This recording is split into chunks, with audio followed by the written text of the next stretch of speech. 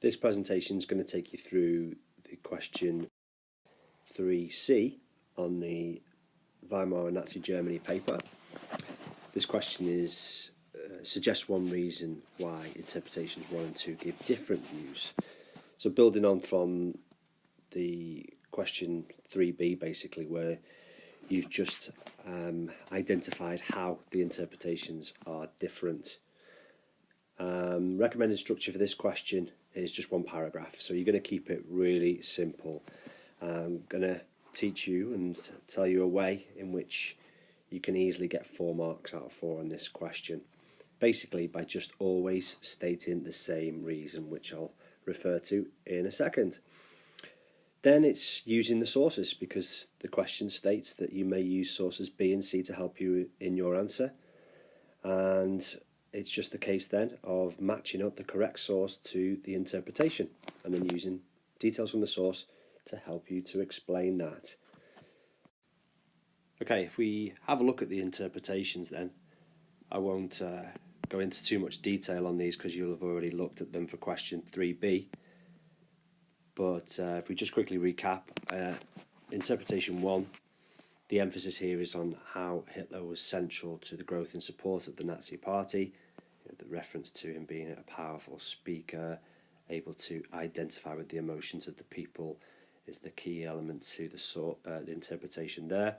And interpretation 2 is referring to more like chance events such as the depression and unemployment as contributing factors behind the growth and support for the Nazi Party.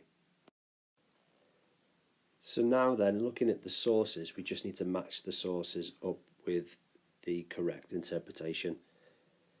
So it's quite apparent that source B, in illustrating the people queuing for their unemployment benefits in Hanover, clearly supports interpretation 2, where it was making reference to chance events such as the depression and unemployment, and this contemporary source here, this photograph clearly illustrates that. And then if source B matches interpretation 2, it's quite obvious then that source C is going to be matched up with interpretation 1. And that's clear to see where it refers to the writer being carried away on the wave of enthusiasm, Hitler persuading us that Germany could recover from all of its problems, therefore playing up Hitler's role in the growth and support for the Nazi Party. So if we think about our answer then, the first line to this response must begin exactly like this. The interpretations differ because they may give weight to different sources. Now, we have to just suggest one reason why interpretations 1 and 2 give different views. There is a multitude of reasons why historians have different interpretations of the past. But the most simple one to give in this circumstance, especially when the question says that you may use sources B and C to help you in your answer, is to just simply give this stock answer. They may give weight to different sources. It's the easiest way to develop this response. Note that we say may give weight because we can't make any assumptions that they have definitely used the sources that are in the question as well. So if we have a look then in terms of sources, I'm going to then develop the next element to the answer. I've got to just develop that by matching the sources with the interpretations. So for example, it may be likely that interpretation 1 has used sources like C, informing the viewpoint that Hitler was the main reason for the growth and support for the Nazi Party.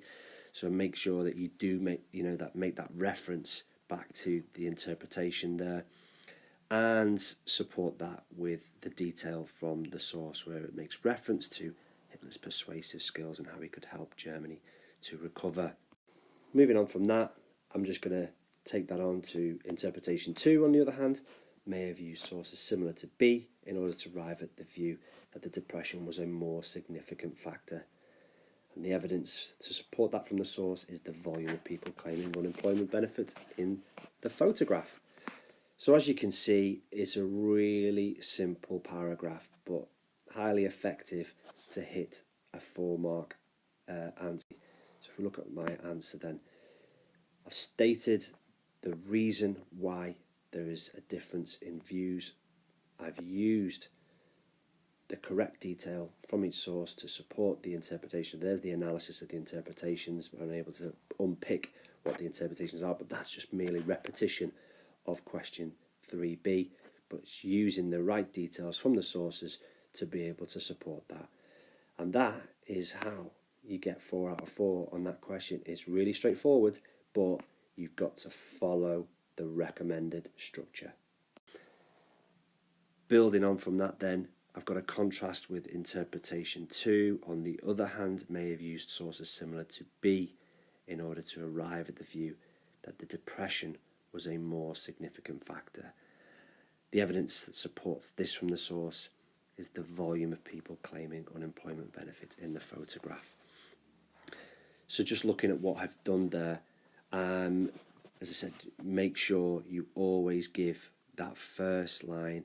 The interpretations differ because they may give weight to different sources. That is just the easiest way to go about your response to this question.